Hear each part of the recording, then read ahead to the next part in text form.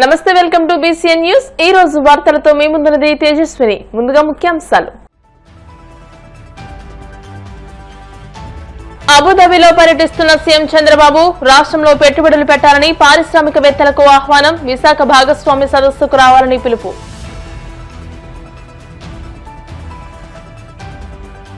Melbourne లో CII ఆధ్వర్యంలో నిర్వహిస్తున్న పార్ట్నర్షిప్ సమ్మిట్ రోడ్ షోలో పాల్గొన్న మంత్రి లోకేష్, ప్రాజెక్టులు మీవి కావు మనవి అంటూ పెట్టుబడిదారులకు భరోసా।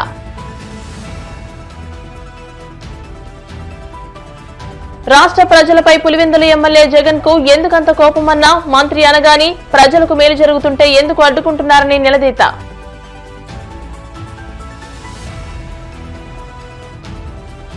దొంగ నోట్ల ముఠా గుట్టును రట్టు చేసిన విశాఖపట్నం పోలీసులు, మధ్యప్రదేశ్ కు చెందిన కీలక నిందితుడి అరెస్ట్, మరో ముగ్గురి కోసం గాలింపు। ఆంధ్రప్రదేశ్ ను పెట్టుబడులకు స్వర్గధామంగా మార్చే లక్ష్యంతో ముఖ్యమంత్రి చంద్రబాబు తన యుఏఈ పర్యటనను వేగవంతం చేశారు। పర్యటనలో భాగంగా అబుదాబిలో ఇంధన, టెక్నాలజీ రంగాలకు చెందిన పలువురు ప్రముఖులతో ఆయన సమావేశమయ్యారు। రాష్ట్రానికి భారీ పెట్టుబడులను ఆకర్షించడమే లక్ష్యంగా ఈ భేటీలు జరిగాయి। ముఖ్యంగా అబుదాబి నేషనల్ ఆయిల్ కంపెనీ ప్రతినిధులతో కీలక సమావేశం నిర్వహించారు। దక్షిణాసియాకు చేరువగా సుదీర్ఘ సముద్ర తీర ప్రాంతం కలిగిన ఆంధ్రప్రదేశ్ ఇంధన రంగంలో పెట్టుబడులు పెట్టేందుకు అత్యంత అనుకూలమని చంద్రబాబు స్పష్టం చేశారు। ఈ రంగంలో పెట్టుబడులకు ఏపీలో విస్తృతంగా అవకాశాలున్నాయని అబుదాబి నేషనల్ ఆయిల్ కంపెనీ ప్రతినిధులకు వివరించారు। అబుదాబిలో ఆల్ మైరా ఐలాండ్ లోని ఏడీజీఏ స్క్వేర్ లో ఏడీఎన్ఓసీ గ్లోబల్ ట్రేడింగ్ ప్రతినిధి అహ్మద్ బిన్ తలిత్ తో ముఖ్యమంత్రి సమావేశమయ్యారు।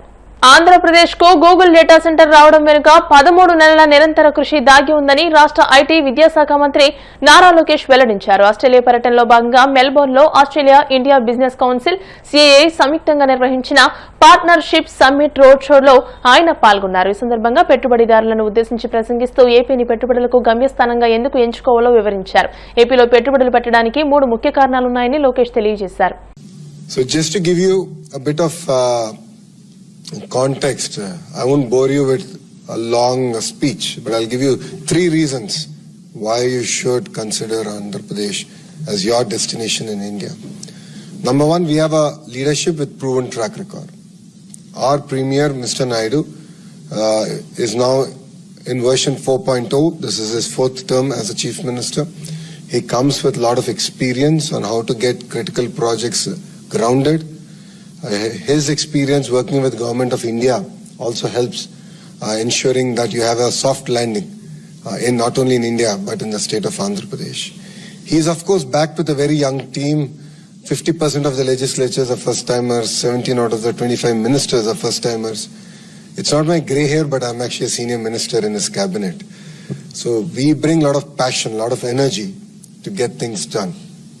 The second reason you should consider Andhra Pradesh is because we are a startup state.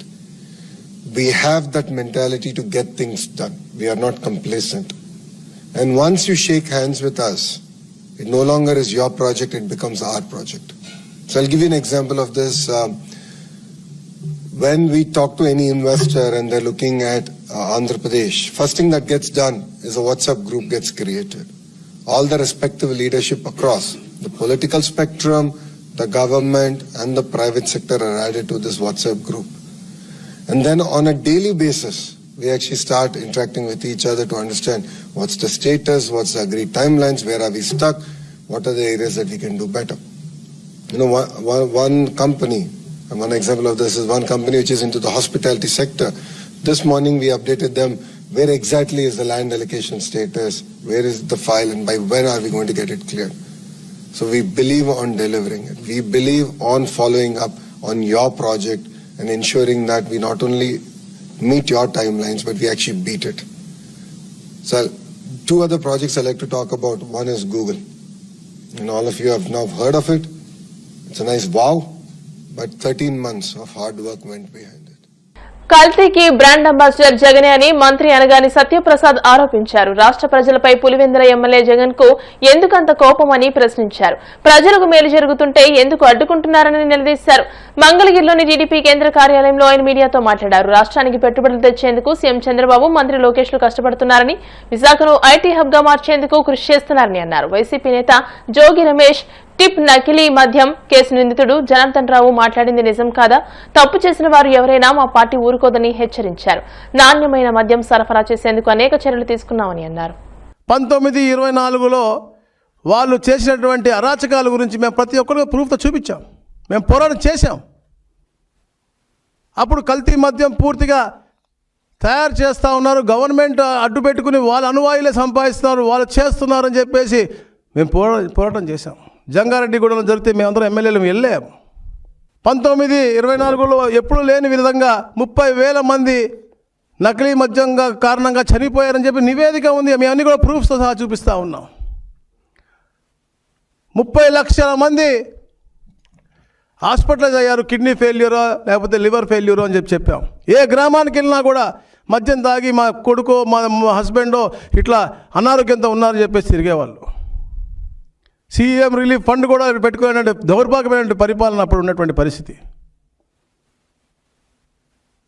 ఈ రోజున ఆఫ్రికాలో వ్యాపారం చేసి అక్కడి నుంచి తరిమేయబడ్డ వాళ్ళు ఎవరు? నీ బంధువులు కాదా? నీ అనువాయులు కాదా? ఎలాగైతే 24లో ఇక్కడ ప్రజలు మిమ్మల్ని తరిమేశారో అలాగే మీ సహోదరులైనటువంటి అనిల్ రెడ్డి, సునీల్ రెడ్డి ఆఫ్రికాలో వ్యాపారం చేస్తూ ఉంటే దాన్ని కూడా సీజ్ చేసేసి అక్కడి నుంచి తరిమేసినటువంటి పరిస్థితి. మా నాయకులు ప్రమేయం ఉంది అని తెలిసిన ఒక మరుక్షణం, అంటే ఇది ఒక రాజకీయ కుట్రతో ఆ ప్రాంతంలో ఉన్నటువంటి వాళ్ళని పాత పార్ట్నర్ని కలుపుకొని కొందరు మా పార్టీని పంపించి ఉండొచ్చు, అదొక ప్రక్రియ జరుగుండొచ్చు. కానీ మాకు తెలిసిన వెంటనే వాళ్ళు సస్పెండ్ చేయడం, వాళ్ళు అరెస్ట్ చేయడం కూడా జరిగింది. రాష్ట్రం అంతా బాగుండాలా, సుభిక్షంగా ఉండాలని చెప్పేసి గౌరవ ముఖ్యమంత్రి గారు చంద్రబాబు నాయుడు గారు ప్రతి నిమిషం కూడా కృషి చేస్తూ ఉన్నారు. ఈరోజు కూడా పెట్టుబడుల కోసం యూఏఈలో ముఖ్యమంత్రి గారు, ఆస్ట్రేలియాలో లోకేష్ గారు, డబుల్ని ధమాకా సర్కార్ లాగా ఏదైతే జరుగుతూ ఉందో కూటమి ప్రభుత్వంలో తండ్రి కొడుకులని మా బాస్ ఇద్దరు కూడా ఈ రాష్ట్రం కోసం, పేద ప్రజలకు అభివృద్ధి కోసం, ఇక్కడ ఇన్వెస్టర్స్ని తీసుకురావడం కోసం వాళ్ళ నమ్మకం తీసుకురావడం. ఎందుకంటే 1924లో మీరు చేసిన దౌర్భాగ్యపు పరిపాలన వల్ల అందరూ కూడా వెనక్కి వెళ్ళిపోయినటువంటి పరిస్థితి. వాళ్ళందరినీ కూడా నమ్మించి ఇక్కడ అవకాశాలు కల్పిస్తూ మనం ఎలా ఉపయోగపడతాము వాళ్ళకి, వాళ్ళ పెట్టుబడులకి అని చెప్పేసి ఎలా ఆకర్షించాలని చెప్పేసి వాళ్ళు కష్టపడతా ఉంటే మళ్ళా మీరు లండన్ నుంచి వచ్చి 2 గంటలు పార్ట్ టైం విజిటర్ లాగా వచ్చి ఒక్కటి కూడా వితౌట్ ఎనీ ప్రూఫ్ చెప్పినటువంటి పరిస్థితి. ప్రజలు నవ్వుకుంటూ ఉన్నారు. ఎందుకంటే గతంలో మీరు చేసిన ప్రతి ఒక్కటి కూడా కోర్టు కత్తి కేసు ఏదైతే ఉందో మీరు కోర్టుకు వెళ్ళక పాపం ఇంకా కుటుంబం అంతా కూడా బాధలో ఉంది. దొంగ నోట్ల ముఠా గుట్టును విశాఖపట్నం పోలీసులు రట్టు చేశారు. ఈ వ్యవహారంలో మధ్యప్రదేశ్ కు చెందిన కీలక నిందితుడిని అరెస్ట్ చేశారు. విశాఖ పోలీస్ కమిషనరేట్ లో కేసు వివరాలను డీసీపీ మేరీ ప్రశాంతి మీడియాకు వెల్లడించారు. మధ్యప్రదేశ్ లోని బర్వానీ జిల్లా సెంధ్వా తాలూకా కెర్మెలా గ్రామానికి చెందిన శ్రీరామ్ అలియాస్ గుప్తాను దొంగ నోట్ల తయారీ కేసులో ఉజ్జయిని ఎస్టీఎఫ్ పోలీసులు అరెస్ట్ చేసి జైలుకు పంపించారు.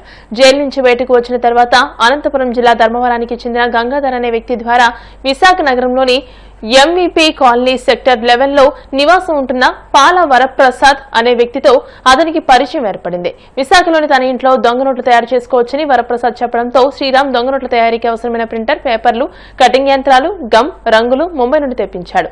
మొదటి దశలో 10 లక్షల విలువైన 500, 200 నకిలీ నోట్లు తయారు చేసి నగరానికి చెందిన ఆనంద్ అనే వ్యక్తి ద్వారా చలామణి చేసేందుకు విఫలయత్నం చేశారు. మళ్లీ 500, 200 నకిలీ నోట్ల తయారీని ఇటీవల ప్రారంభించారు. దీనిపై టాస్క్ ఫోర్స్ పోలీసులకు సమాచారం రావడంతో ఎంఈపీ పోలీసులతో కలిసి వరప్రసాద్ ఇంట్లో సోదాలు నిర్వహించారు. ఈ సమయంలో దొంగ నోట్లు తయారు చేస్తూ శ్రీరామ్ పట్టుబడ్డాడు. మిగిలిన వారి కోసం పోలీసులు గాలిస్తున్నారు. దొంగ నోట్ల తయారీ గురించి కొంతకాలంగా కమిషనర్ గారికి వస్తున్న సమాచారం మేరకు మన టాస్క్ ఫోర్స్ పోలీసులు అలాగే లా అండ్ ఆర్డర్ పోలీసులు నిఘా పెట్టి తనిఖీలు చేయడం జరుగుతోంది. ఈ క్రమంలో నిన్న ఒక ఇంట్లో దొంగ నోట్ల తయారీ జరుగుతుంది అని వచ్చిన సమాచారం మేరకు మన టాస్క్ ఫోర్స్ పోలీసులు అలాగే ఎంవీపీ ఇన్స్పెక్టర్ ప్రసాద్ గారు, ఎంవీపీ ఎస్ఏ కాదర్ భాషా గారు, అలాగే టాస్క్ ఫోర్స్ ఇన్స్పెక్టర్ అప్పలనాయుడు గారు, టాస్క్ ఫోర్స్ ఆఫీసర్స్ కలిపి ఒక జాయింట్ రైడ్ చేయడం జరిగింది. ఆ ప్రదేశంలో ఎంవీపీ కాలనీలో ఎంవీపీ పోలీస్ స్టేషన్ లిమిట్స్ లోని ఒక ప్రదేశంలో తనిఖీ చేయగా ఒక శ్రీరామ్ ఎలియాస్ గుప్తా అన్న ఒక వ్యక్తి మనకు పట్టుబట్టడం జరిగింది. అతని వద్ద కొన్ని ఇన్స్ట్రుమెంట్స్ కూడా దొంగ నోట్లు తయారు చేయడానికి ఉపయోగించే ఆ ఇన్ఫ్రాస్ట్రక్చర్ ఏదైతే ఉందో, ఆ మెషినరీ అయితే ఏదో ఉందో అది కూడా మనం పట్టుకోవడం జరిగింది. అతన్ని మనం విచారించగా ఆల్రెడీ అతని మీద మధ్యప్రదేశ్లో కొన్ని కేసులు ఉన్నట్లు, అతను అలాగే వరప్రసాద్, ఆనంద్ అన్న ముగ్గురు కలిసి దొంగ నోట్లు తయారు చేసి వాటిని చలామణి చేసే ఉద్దేశంతో తయారు చేస్తూ ఉండగా సమాచారం మేరకు మనం పట్టుకోవడం జరిగింది. So as you can see మనకి పేపర్ ప్రింట్ చేయడానికి ఉపయోగించే పేపరు, ఆ ఇంక్, అలాగే సాఫ్ట్ కాపీస్ 500 నోట్లు, 200 నోట్లు వీళ్ళు ఎక్కువ తయారు చేయడానికి ట్రై చేస్తుంది. సో ప్రాసెస్లో ఉండగానే వైజాగ్ పోలీసులు చాలా చాకచక్యంగా పట్టుకోవడం జరిగింది. ఇంకా కంప్లీట్ కాలేదు ఇది. రెండో సైడ్ కూడా ప్రింట్ చేసి అప్పుడు చలామణి చేసే ప్రయత్నం చేస్తున్నారు. సో దొంగ నోట్లు అన్నది ఆర్థిక వ్యవస్థను దెబ్బతీస్తాయి అవి. సో చాలా సీరియస్ అఫెన్స్ ఇది. చూడ్డానికి ఏదో 1 నోటు 2 నోట్లు అనుకోవచ్చు, కానీ ఇవి భారతదేశ ఆర్థిక వ్యవస్థ మీద జరిగే దాడిగా కూడా మనం చూడాలి.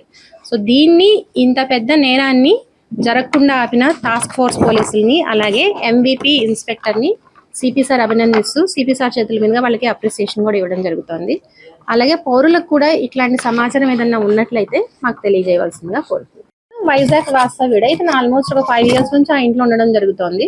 మనం ఇప్పుడు పట్టుకున్న ఈ శ్రీరామ్ అన్న అతను ఒక 6 months నుంచి ఇక్కడికి వచ్చి ఒక 2 months క్రితం ఒకసారి రావడం, 6 months క్రితం ఒకసారి రావడం జరిగింది. సో ఇదంతా 6 months నుంచి అని మనం అనుకోవచ్చు. వరప్రసాద్ తెలుసు, హౌస్ అతనిదే, వరప్రసాద్ అతనిది. అతను వైజాగ్. అతను మనకి ఈ శ్రీరామ్ అన్న అతని కన్ఫెషన్ లో వరప్రసాద్ ఆనంద్ ఇంకొక పేరు కూడా చెప్పడం జరిగింది. ఇందులో వరప్రసాద్ అన్న అతను వైజాగ్ లో ఉంటాడు. ఈ ఇల్లు వరప్రసాద్ పేరు లేదు, కలిసి ఉండడం కాదు, వస్తూ పోతూ ఉంటారు. వరప్రసాద్ అన్న అతను ఇక్కడ ఉంటాడు. ఈ ఇతని కన్ఫ్యూషన్ లో ఏంటంటే తయారు చేస్తుండగా మనం పట్టుకున్నామని. లేదు, ప్రాసెస్ లోనే ఉన్నారు వాళ్ళు. 15 days బ్యాక్ నుంచి స్టార్ట్ అయింది ప్రాసెస్ అన్నది. ప్రింటింగ్ ప్రాసెస్ ఏదైతే ఉందో 15 days బ్యాక్ నుంచి చేయడం జరిగింది. మిగతా 2 నిందితులను కూడా పట్టుకున్నట్లయితే ఇంకా అంతకు ముందు ఏమన్నా జరిగిందా, ఇతనికి నాలెడ్జ్ లేకుండా ఏమన్నా జరిగిందా, ఇంకెక్కడన్నా వేరే ప్లేసెస్ లో కూడా జరిగిందా, అంటే ఇతను మధ్యప్రదేశ్ కాబట్టి అక్కడ ఏమన్నా చేస్తున్నారా, ఫర్దర్ అక్కడ కూడా వీళ్ళకి ఏదన్నా వేరే ప్రదేశం లాంటిది ఉందా, ఏమిటైతే ఉన్నదన్నది మన టీమ్స్ ఆల్రెడీ వీళ్ళిద్దరిని కూడా పట్టుకునే ప్రయత్నంలో ఉన్నాయి. గుప్తా అన్న అతను మధ్యప్రదేశ్ అతను. ఇతని మీద ఆల్రెడీ ఉజ్జయినిలో ఒక 2020 క్రైమ్ నెంబర్ 152/2020లో అరెస్ట్ అయ్యి జైలుకి కూడా వెళ్ళొచ్చాడు. సో ఈ మిగతా 2 కూడా పట్టుకుంటే మనకి మరిన్ని వివరాలు. ఇప్పుడు కాసేపు ప్రకటనలు.